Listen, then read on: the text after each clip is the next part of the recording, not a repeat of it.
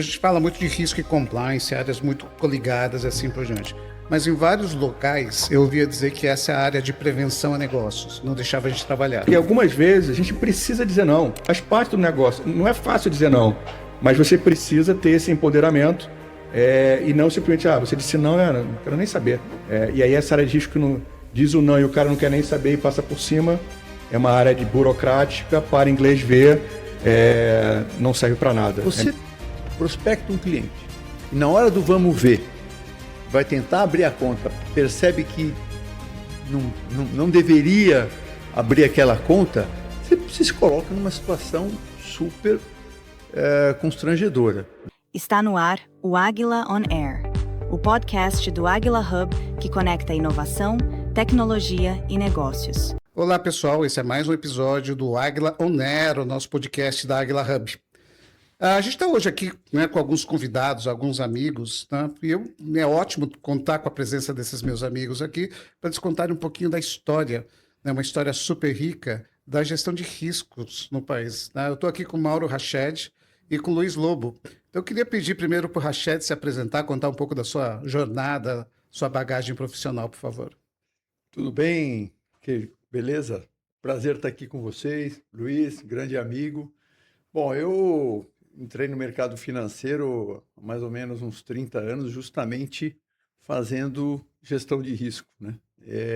Sou engenheiro e depois a minha carreira foi mais para a linha do private banking, onde eu fiquei 20 anos aí quase num banco internacional e continuo nesse segmento. Hoje sou sócio de um family office, a Est Gestão de Patrimônio. É um prazer estar aqui e relembrar os bons tempos aí de gestão de risco. Bacana. Luiz Lobo, conta um pouco da sua história, por favor. Esse ano eu estou fazendo 30 anos de gestão de riscos, entrei em 1996. Eu já trabalhava no mercado financeiro um pouco antes. Eu sou também engenheiro civil, cheguei até a trabalhar em construção de obra no Rio de Janeiro, CIEP, o metrô de Copacabana e tal. Até que entrei no mercado financeiro e não saí mais. E tive a oportunidade de entrar na área de riscos. Eu era trader de derivativo, fazia arbitragem de título público com os swaps e os DIs, primeiros DIs lá na BMF, 1992, mais ou menos. E o banco que eu trabalhava, que era o extinto Banco Boa Vista, saudoso Banco Boa Vista, foi emitir um título internacional, que a gente chamava na época de Eurobond, e precisava de um rating, e o mercado estava abrindo, né? E a empresa de rating veio, deu um rating não muito adequado para a emissão, e a gente tomou a decisão estratégica de fazer o dever de casa, e eles falaram que precisava para subir o rating. E uma dessas coisas é a criação de uma área de risco mercado, liquidez, capital. E o meu chefe, que era o chefe da mesa, o head trader, falou: Luiz Henrique, você é muito bom aqui de contas, sabe dessas coisas. Então, me deu o desafio de criar uma área de risco em 1996. E foi assim que eu acho que a gente entrou meio que na marra, sem saber muito o que era. E estamos aqui, de uma forma ou de outra, a gestão de riscos entrou na nossa vida no dia a dia, ainda que muitas vezes a gente não esteja mais no executivo do dia a dia, mas acho que a gestão de riscos está dentro da gente, no nosso dia a dia. Bacana. O que você faz hoje, Luiz? Hoje eu sou um conselheiro independente, um consultor e palestrante. Durante a pandemia, eu tomei uma decisão estratégica de ir para a próxima etapa da minha carreira profissional e me tornar um conselheiro independente profissionalmente. Eu já era um conselheiro independente na Caixa Econômica antes, e eu tinha os dois chapéus, ou seja, eu tinha o chapéu de executivo como Chief Risk Officer num banco, e eu era conselheiro independente no Comitê de Risco da Caixa Econômica. E eu tomei uma decisão que eu achava que era a mais acertada para aquele momento, que era ir para essa nova etapa, onde eu usaria um pouco mais os meus skills, as minhas habilidades e os meus conhecimentos mais estratégicos. Sair um pouco do operacional do dia a dia e usar a gestão de riscos para melhor direcionar a estratégia das empresas. Bacana. Pô, hoje vai ser um papo legal, porque eu sempre tive muitas dúvidas com relação à gestão de risco, tá? Até como é que se trabalhou no passado e o que vem sendo trabalhado hoje, se houve uma modernização em modelos, estudos, disciplinas e assim por diante. Então eu queria ouvir um pouquinho do Rached. Como é que era lá no passado, Rached? Como é que vocês trabalhavam? Você também é meio contemporâneo do Luiz, né? Tá, pessoal totalmente gestão de risco do século passado. Nós há 30 anos. Exatamente. Milênio Nós nos passado. conhecemos exatamente há 30 anos, quando cada um de nós assumiu a área de risco dos bancos em que trabalhávamos. Eu também sou engenheiro civil, eu pulei direto da engenharia civil para gestão de risco. Ele ainda teve um estágiozinho aí como trader e tal, eu não, já passei, né, da bota no barro diretamente para gestão de risco. Olha, começo não existia essa noção de gestão de risco, né? Eram alguns bancos internacionais e tal, mas a maioria deles precisava ter controle, tá? Então, a minha mesa, a mesa que eu assumi, mesma coisa. O cara é engenheiro, sabe fazer conta, bota lá para estruturar a área, né? E aí a tal da mesa de controles. Depois é que, com o tempo, isso virou área de risk management, um nome mais bonito e tal. Mas no começo, a gente tinha como objetivo cumprir com o regulatório. Todo mundo conhece hoje né, as regras de Basileia e tal. Na época, o Banco Central colocou, né, para valer o Ratio Cook, as regras de Basileia, 94, mais ou menos. Em 96, já tinha que ter ou modelo próprio ou adotar um modelo paramétrico e tal. E a gente estava naquela fase de vamos fazer isso, vamos fazer aquilo e tal. E começando a olhar sistemas, né? Porque acho que aí tem uma boa conjunção aqui, boa ligação com que é, né, a tecnologia. As primeiras softwares que ofereciam soluções tecnológicas para risco eram estrangeiras. E aí eu vou deixar o Luiz falar um pouco mais disso depois, mas assim, ninguém sabia o que era CDI, over. Ninguém sabia lá fora que para contabilizar os juros, era juros composto, dia útil, 252. TR, não existia isso. Então, assim, o processo de tropicalização, que a gente chamava na época, né, Luiz, desses sistemas, foi feita, né, esse processo foi feito pelas mãos nossas e dos outros colegas, né, que montavam aqui. A gente tinha um grupo, né, de risk managers, de principais bancos nacionais e principalmente internacionais, e que a gente ia trocando ideia tal, e vários desses provedores só conseguiram entrar no mercado brasileiro porque contaram com as pessoas aqui, os distintos aqui, que se colocaram à disposição para fazer isso, mas não tinha muita alternativa. Como é que você apresentava? Como é que você aprendia sobre risco nessa época? Foi muito interessante porque houve um movimento conjunto, quer dizer, várias pessoas estavam na mesma situação e nós nos unimos forças, formamos um grupo que um ajudava o outro, então era uma parceria muito legal, uma parceria tão bacana que permaneceu ao longo do tempo. Acho que várias das pessoas foram para outras áreas, como o Rached, mas a gente se encontra até anualmente para um evento de final de ano, super legal, trocamos figurinhas, lembramos os velhos tempos, os desafios dos velhos tempos. Acho que o Rached falou de um desafio técnico que existia muito grande, e até mesmo de sistema, de adaptação de sistemas, que foi superado com a ajuda de todos esses. Mas eu diria que um desafio muito grande foi o desafio cultural. Quer dizer, não existia a cultura de gestão de riscos. Então, a gente teve que fazer essa cultura amadurecer e não foi tão trivial.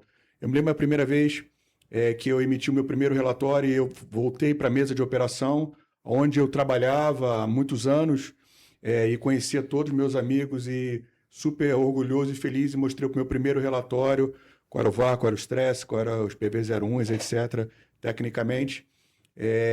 Achando que eles iam gostar, e eu me lembro como fosse hoje, um deles se levantou, aquelas mesas grandes antigamente, e rasgou na frente de todo mundo, para que todo mundo visse, e falou: olha, isso aqui não serve para nada, isso aqui só vai me atrapalhar, eu não quero ninguém me controlando, você não tem autonomia, você não tem mandato aqui, e pode ir embora, que não vai, isso aqui não vai acontecer aqui. Foi um choque para mim na hora e tal. Eu falei, eu preciso... Como é que eu consigo vencer o desafio cultural? E é uma coisa que não acontece de uma hora para outra, é uma coisa que você tem que ir trabalhando.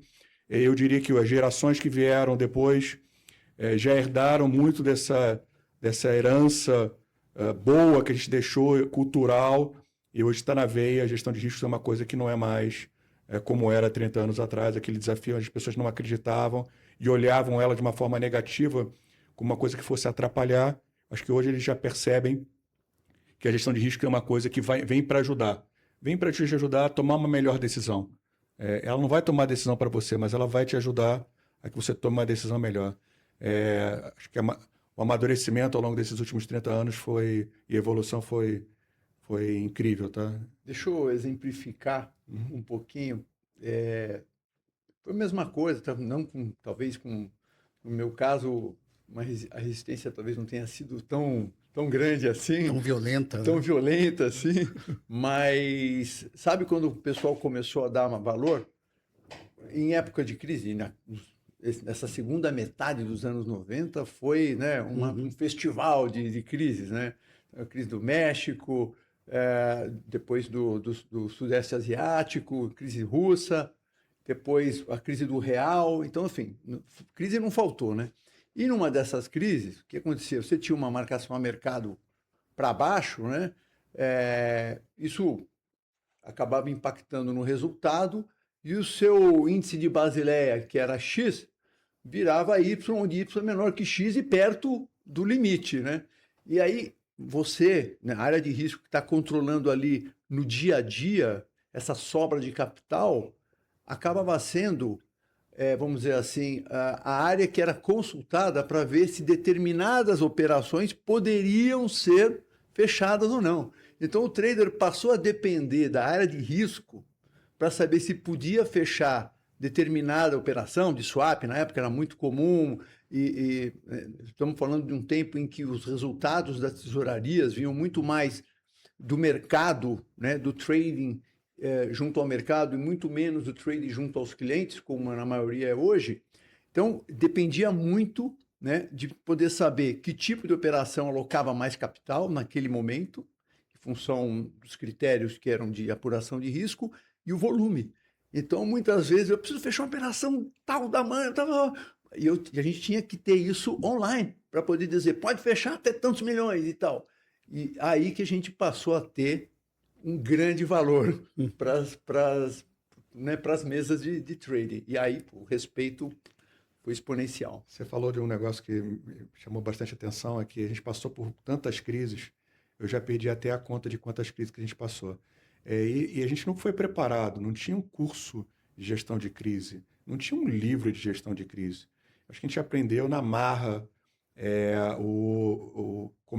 como lidar com as crises. No meio da crise, né? Isso. E isso deu, acho que talvez um background para a gente, uma experiência única, que muitas vezes eu não vejo até nessa nova geração. Não passaram talvez por tantas crises seguidas tão diferentes. Será que eles estão preparados realmente para uma crise ou não? Se bem que as crises mudaram também de perfil, tá? Da mesma forma que o risco também mudou de perfil, as crises também mudaram de perfil. Mas, de qualquer maneira, essa experiência única que a gente teve é difícil de enfrentar e de aprender na prática. Eu acho que nos tornou profissionais muito mais bem preparados para enfrentar qualquer tipo de crise, né? Que não é... Não à toa, muitos dos profissionais que começaram como gestores de risco acabaram indo para outras posições de investimento, de gestão, porque os calos, né, acabaram sendo, vamos dizer assim, agregadores de valor nessas posições. A gente costuma dizer aqui na Águila que a gente não tem calos, tem cicatrizes, né? Porque e essas cicatrizes contam um pouco da história e o aprendizado que a gente teve. Sim. Mas eu lembro no início dos anos 2000, conheci o Lobo nessa época, ele tinha uma lista de riscos, tá? E eu entrei na lista de riscos, mas eu não entendia nada que era publicado lá, tá? E aí eu percebi, esse negócio deve ser muito complexo, tá? E na época discutia-se muito o risco de mercado. É verdade. Tá? Que era a coisa nova do momento. Da mesma forma que hoje é o de risco de cibernético. Uhum. O novo hoje é o cibernético. Na época, era mercado. E o que a história, assim, né? Esse risco de crédito deve ter nascido antes, ou pelo menos não existe mais gestão, mas existia análise de risco de crédito, tá? Risco de mercado. Como é que você vê, assim, a evolução das análises ou gestão de risco em si? Essa é uma boa pergunta. E acho que os riscos, de uma forma ou de outra, eles sempre existiram, eles estavam lá.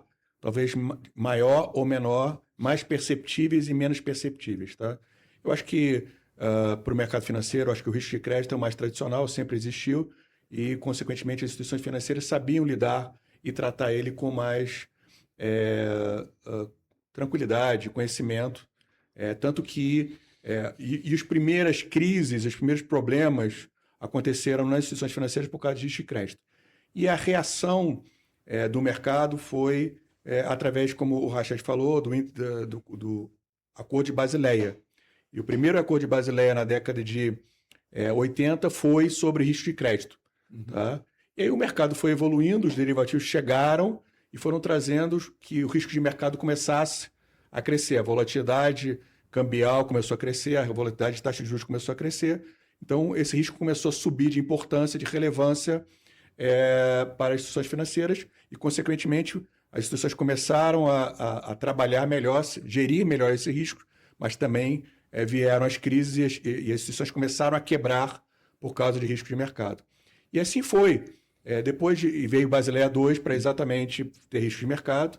Depois veio a crise de 2008, onde a liquidez, o risco de liquidez surgiu como uma coisa nova, os problemas começaram a ter liquidez, veio Basileia III para exatamente endereçar o risco de liquidez, tá? E assim foi indo. O risco foi mudando, foi evoluindo junto com o mercado. Então, a importância de você fazer uma gestão viva, ativa, você entender que o mercado muda, que a sua instituição muda, que os produtos mudam e que você precisa gerir esse risco de acordo com a nova realidade. E hoje eu diria que os riscos surgiram novos riscos, tá?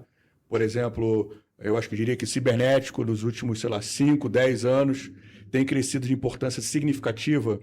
Eu diria que o risco de fraude, principalmente com esse mercado, mundo digital que a gente vive, virtual que a gente vive, tem crescido significativamente. Eu acho que a terceirização tecnológica também cresceu significativamente. A lavagem de dinheiro, outro risco que também cresceu.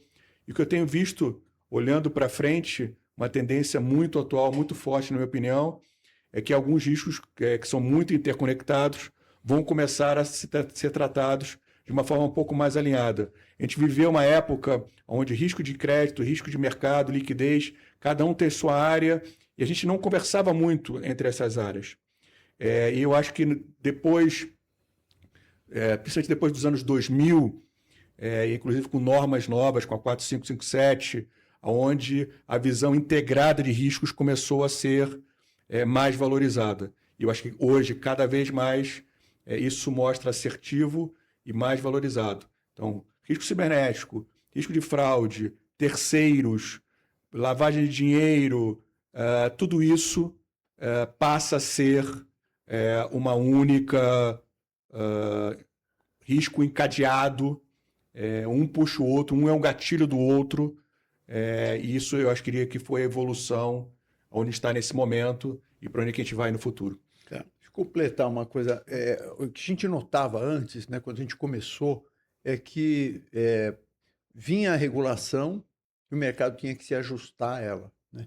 Aos poucos, a relevância da gestão de risco foi aumentando e os players, né, bancos, corretoras, assets, eles passaram a perceber por si só a presença de determinados riscos e a diferença e a natureza desses riscos, começaram a se preparar, a controlar, a medir esses riscos, e a regulação é que foi chegando depois para os players que estavam assim, mais abaixo nessa pirâmide.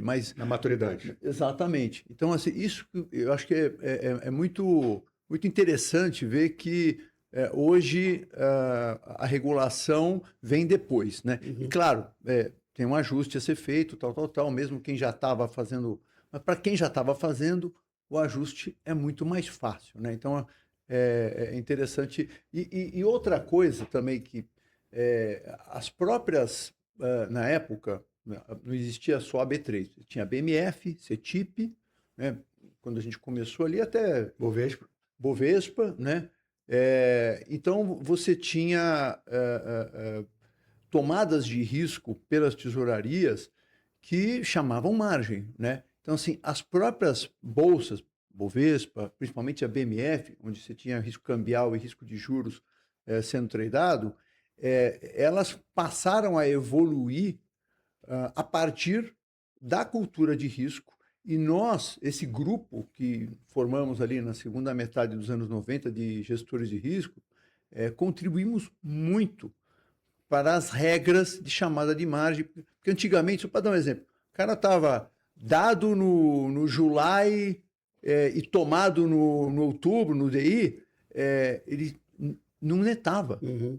Não netava. Então você chamava a margem no July, chamava a margem no...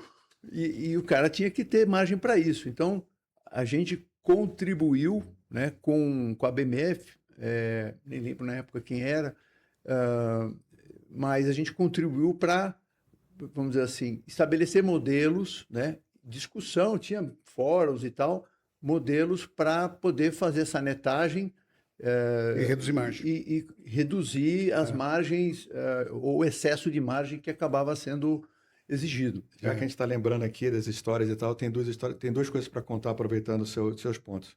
Vou contar uma história sobre margem da BMF, sobre a desvalorização cambial de 99.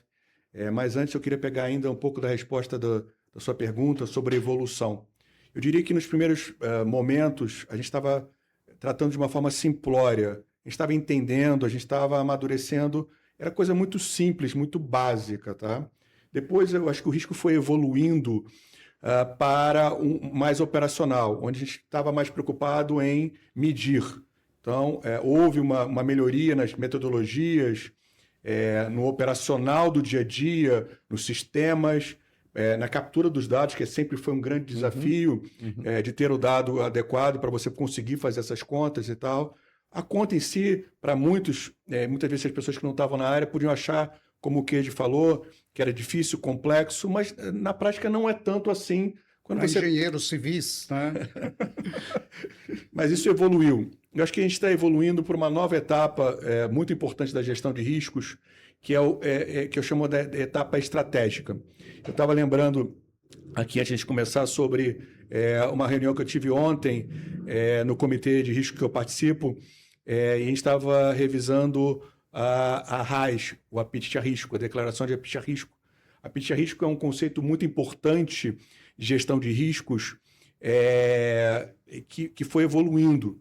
E a primeira RAS que a gente teve foi em 2017, ou seja, há 9 anos atrás, foi a primeira que a gente começou a fazer. E era o quê? Da mesma forma como o risco evoluiu, a primeira RAS era uma RAS simples, sem grande complexidade, sem grandes desafios, tá? Muito mais qualitativa do que quantitativa.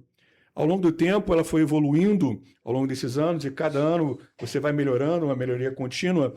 Ela foi evoluindo para indicadores de risco, a gente chama de QRIs, mais sofisticados, mais matemáticos, mais quantitativos. Só que isso passou, quer dizer, o simplório por operacional, e nós estamos já há alguns poucos anos evoluindo para o estratégico. Ou seja, como é que eu uso o apetite a risco para refletir o planejamento estratégico. Uma das coisas nessa instituição que eu trabalho, que a gente evoluiu bastante, foi nesse conceito de uso da gestão de riscos junto da estratégia. Então, o planejamento estratégico no passado era feito sozinho, independente, antes, e depois chegava para a área de risco já pronto. Toma aqui o planejamento estratégico, toma aqui o orçamento, agora você mede o risco, tá? E muitas vezes vinha com uma certa incongruência, principalmente em relação ao apetite a risco. Ou seja, dizia, olha, eu declaro que o meu apetite a risco é baixo. Só que você vinha com um planejamento estratégico dizendo o seguinte, eu vou dobrar a minha receita. E o orçamento já refletia dobrar essa receita. Só que não refletia o risco para dobrar essa receita. E a área de risco recebia essa informação e tinha pouco a fazer de uma forma muito passiva e as coisas não batiam. O apetite não batia com o planejamento. E de alguns anos para cá, a gente percebeu que a gente precisava levar a área de risco para a discussão do planejamento estratégico.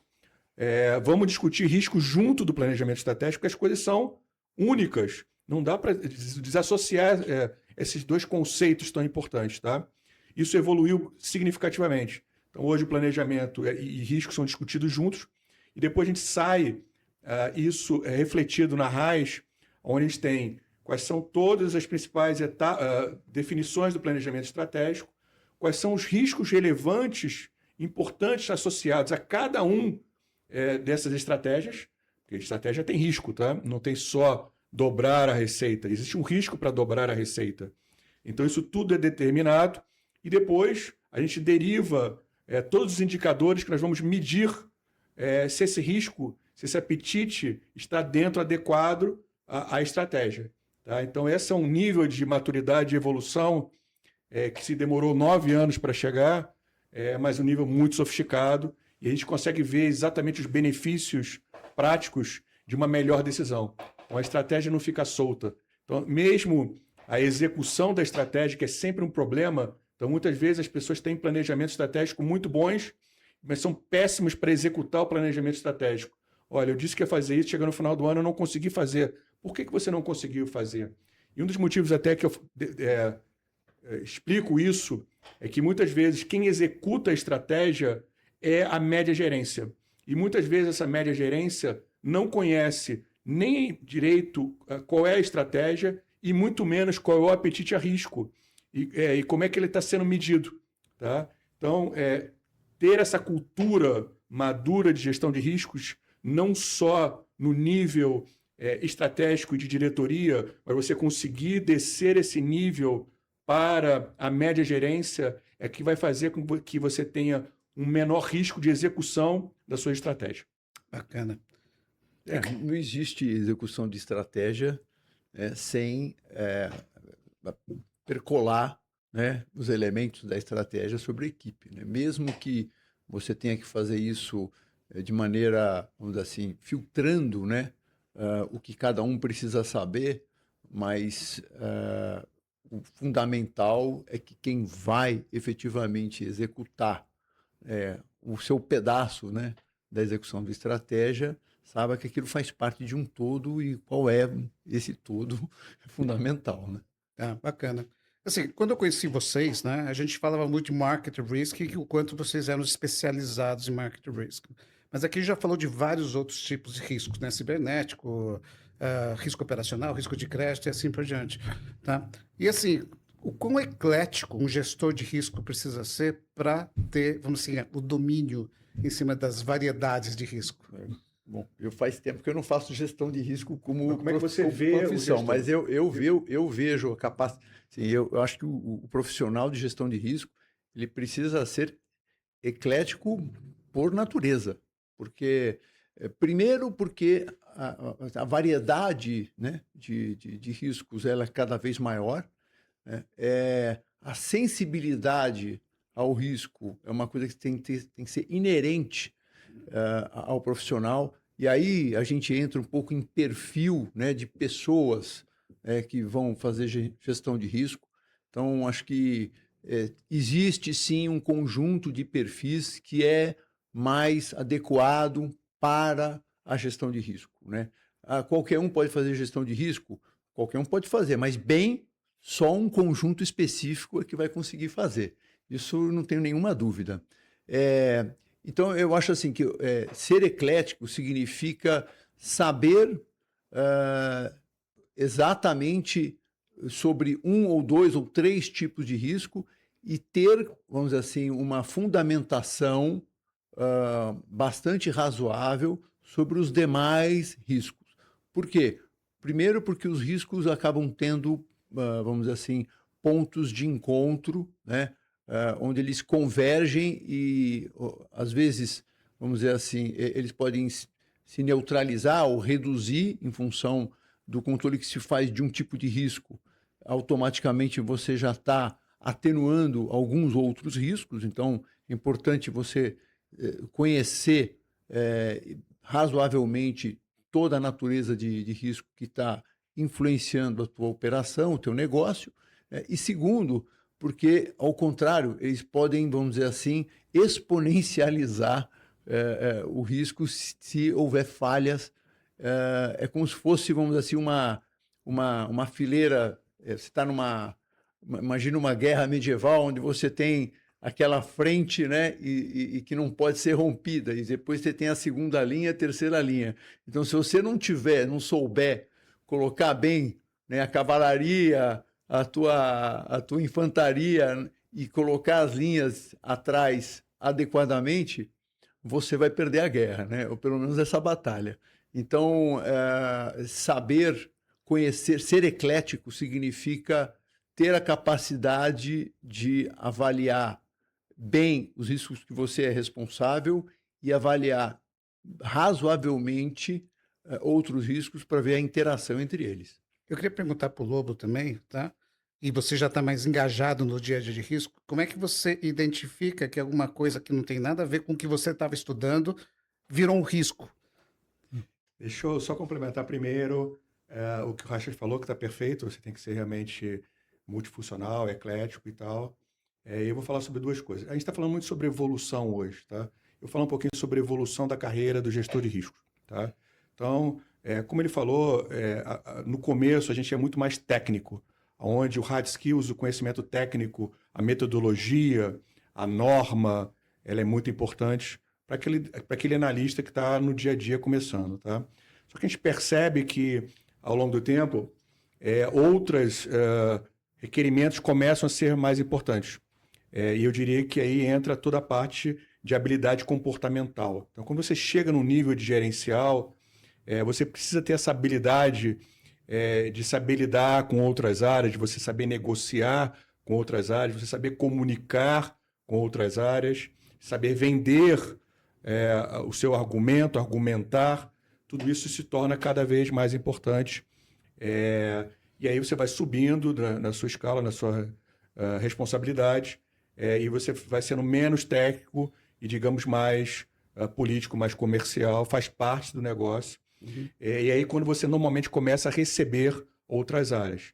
Então isso significa que não necessariamente você precisa ser o maior especialista, tá? Então, sei lá, eu tinha áreas de risco de segurança da informação, que a gente chama de segurança cibernético, né? Cara, no começo eu não conhecia, mas você vai herdando isso e como gestor você vai ter técnicos, pessoas especializadas que vão suportar você.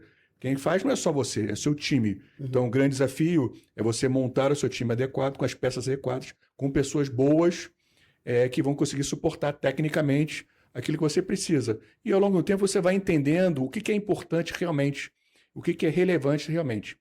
Em relação ao que é relevante, importante novamente, é que uma dica também super importante para quem está trabalhando na área de riscos é que você cada vez mais você precisa saber do negócio, tá?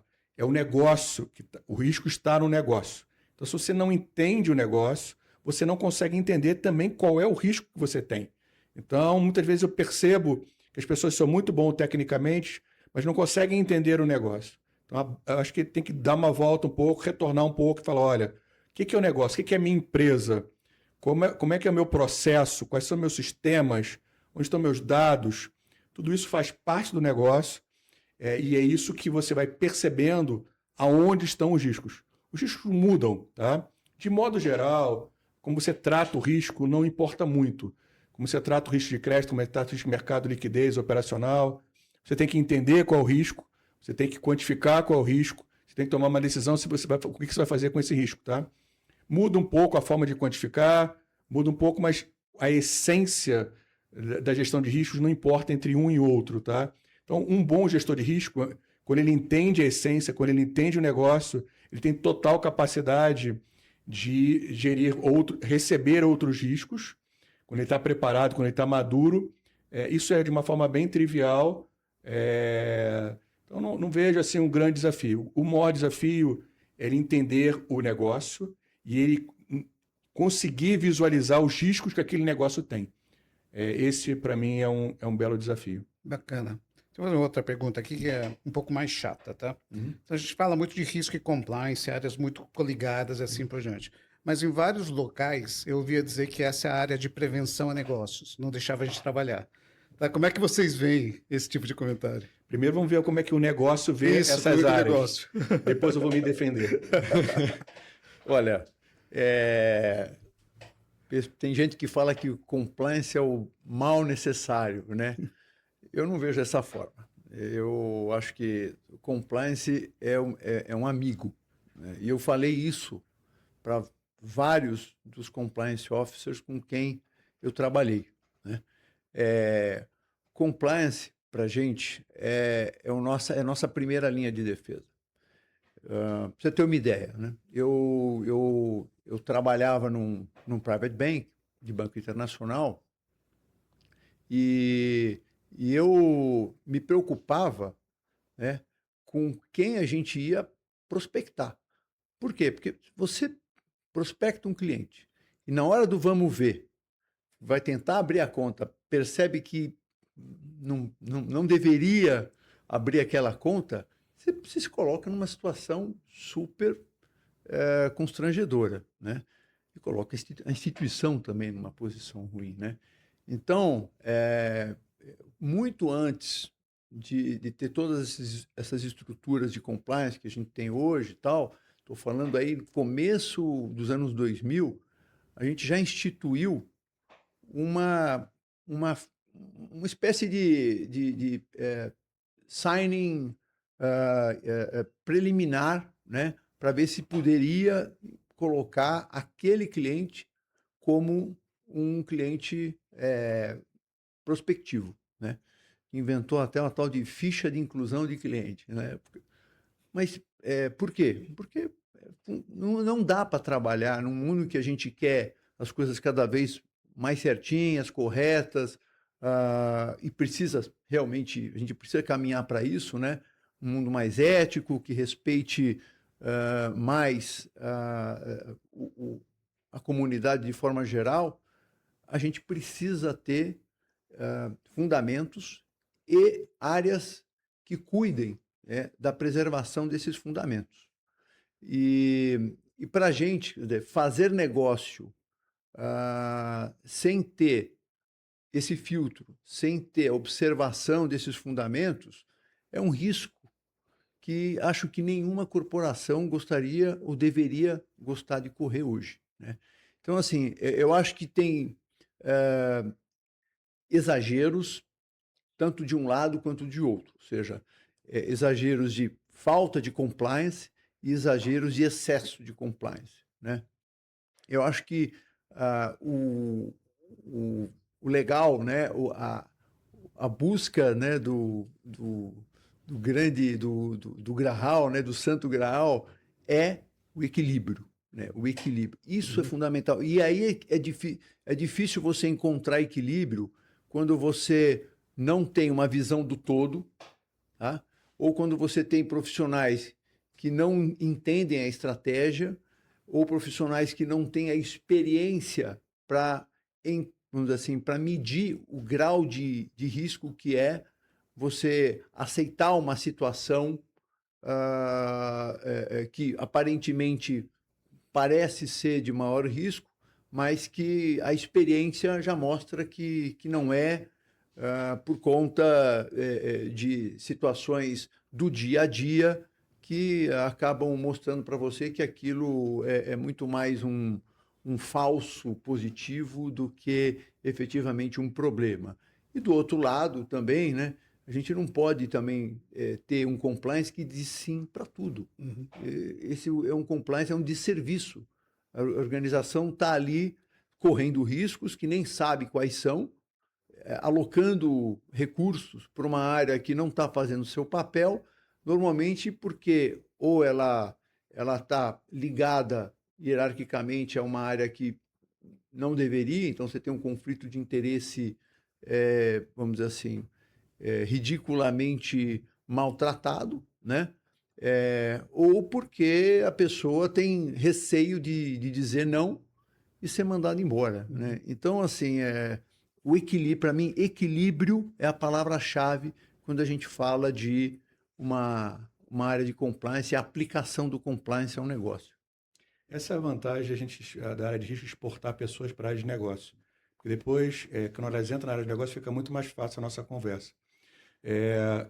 Eu acho que esse assunto, essa pergunta que você fez, ela está muito atual nos dias de hoje. A gente tem discutido bastante sobre o crime organizado e a chegada dele para dentro do mercado financeiro, e não só do mercado financeiro, mas outras instituições da sociedade. Então, acho que esse é um tema bem atual e que eu acho que isso vai trazer com que as pessoas percebam um pouco a importância e o valor que isso tem, tá? Eu acho que casos recentes, como, sei lá, do Banco Master, por exemplo, onde a área de compliance simplesmente, como ele falou, dizia sim para tudo, porque o cara precisava do emprego dele e tudo podia. Isso também mostra um pouco do preço que pode ser cobrado depois, muito caro, de você não ter uma maturidade, uma cultura de risco adequada. Mas deixa eu voltar um pouco para a pergunta original do Cage, do sim, ao contrário da área do não, da área que atrapalha. Eu acho que isso sim era uma coisa que acontecia no passado, era uma percepção, acho que, eu diria até que infantil das áreas de riscos, meio radical, no sentido de somos os defensores e nada pode acontecer. Isso tem um pouco a ver com a resposta anterior de entender o negócio. Essas áreas de riscos não entendem muito o negócio. E, consequentemente, quando você não entende, a primeira reação que você tem é uma aversão ao risco, e a aversão ao risco quer dizer não, nada pode. Só que se você não fizer nenhum negócio, não tem empresa, instituição financeira, não tem resultado, não tem quem vai pagar a sua área, tá? Então, o grande desafio, como o Rachad falou, é a busca pelo equilíbrio, tá? E de quem é a culpa disso acontecer? Eu diria que a culpa é dos dois lados, tá? Da falta de entendimento dos dois lados. Isso tem a ver com a comunicação também entre as áreas. Então, vamos falar primeiro do lado da área de riscos, tá? Então, não conhecer o negócio, fica conservadora, diz não para tudo, vira uma barreira, e isso é um tiro no pé. O certo vamos olhar, vamos entender. Muitas vezes, dessa forma, não dá para fazer. Mas se você fizer com esta outra garantia, desta outra forma, com esse outro produto, com esse tipo de informação a mais, talvez dê para fazer. Então, em vez de você dizer não, sim, mas com essa condição. Esse é o desafio de quebrar o mindset da pessoa muito bitolada de riscos, muitas vezes, mais uma vez, muito técnica, que segue letra por letra. E, na verdade, você precisa ter, sim, como o Rachad falou, um pouco dessa flexibilidade de você entender qual é o negócio e ver até onde dá e até onde dá. Então, você precisa entender o outro lado. Luiz, e desculpa interromper, Claro. Mas nessa de entender o outro lado, a gente também precisa olhar para o lado do front officer, para o lado comercial. Muitas vezes ele não dá os insumos necessários. É muito comum isso. Ele quer que o cara adivinhe as coisas. O cara não é da linha de negócio. Ele não sabe qual é o negócio do cara, como que o negócio do cara opera, quem são as pessoas. Então, se você, como front officer, não der os insumos necessários para que o compliance officer, ou a área de compliance de forma geral, possa avaliar adequadamente o risco que está envolvido ali, a natureza, né, da própria atividade é falar não. Então, acho que também tem esse lado, e acho que isso, de uns tempos para cá, tem melhorado bastante. Acho que as áreas comerciais, né, e as áreas mesmo de execução e tal, elas têm entendido melhor isso e têm dado mais provimento de informações. E a própria tecnologia também tem ajudado bastante as áreas de compliance, porque elas dependem menos, muito menos hoje, dos front officers para obter informação. Isso também facilitou e ajudou bastante. Isso tem a ver com o entendimento mútuo, tá? Eu falei do entendimento de risco do negócio, só que o negócio precisa entender o risco também, tá? Isso tem a ver com um conceito super importante, relativamente novo, deve ter uns 10 anos, esse conceito chamado linha de defesa. Onde as empresas precisam entender, as pessoas precisam entender, é que todos gerem o risco. Não é a área de compliance que vai fazer só o compliance, não é a área de risco que vai fazer só o risco, tá? Mas todos tem a sua responsabilidade. Então, a área de negócio, que é a primeira linha de defesa, tem que saber, tem que entender o risco e tem que fazer a sua parte na defesa daquele risco, tá? Então, outra coisa muito interessante, aproveitando que você falou de compliance, eu vejo... tem uma discussão muito longa e antiga de onde que as áreas de compliance deveriam estar. Uhum. E muitas delas nasceram naturalmente dentro da área jurídica, porque tinham o viés de seguir a norma, porque compliance é exatamente isso, é ter certeza que a norma está sendo seguida. Eu já tenho uma visão um pouco diferente, que eu olho compliance como um risco. É o risco de eu não seguir a norma. Então, eu gosto quando o compliance está dentro da área de riscos, até porque, voltando ao que a gente tinha falado anteriormente, dessa visão integrada de riscos. Então, não existe compliance hoje em dia, e cibernético, as coisas falam, tá? Aliás, não só a área de risco, todas as áreas se conversam. Não é só a área de risco. A gente está falando aqui de jurídico também, de compliance jurídico. Jurídico tem que estar participando do jogo. RH, recursos humanos, cara, risco é pessoas, cada vez mais pessoas. Então, o RH tem que participar dessa gestão de riscos também. Então, gestão de riscos é integrado, é da empresa como um todo. Tá? Então, não é só a área de risco que faz riscos, é a empresa como um todo.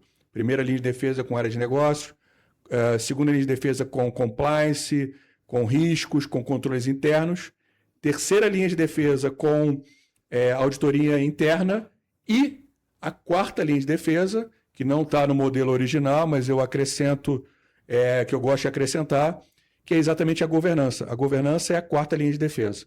Então, são os conselheiros, o conselho de administração, os comitês de auditoria, de risco fiscal. Essa é a quarta linha de defesa. E a quinta linha de defesa, em alguns segmentos, é o regulador. Então, quando o problema chega, o risco acontece, e você tem a perda ou tem algum problema sério, significativo, sistêmico, é porque todas as linhas de defesa falharam.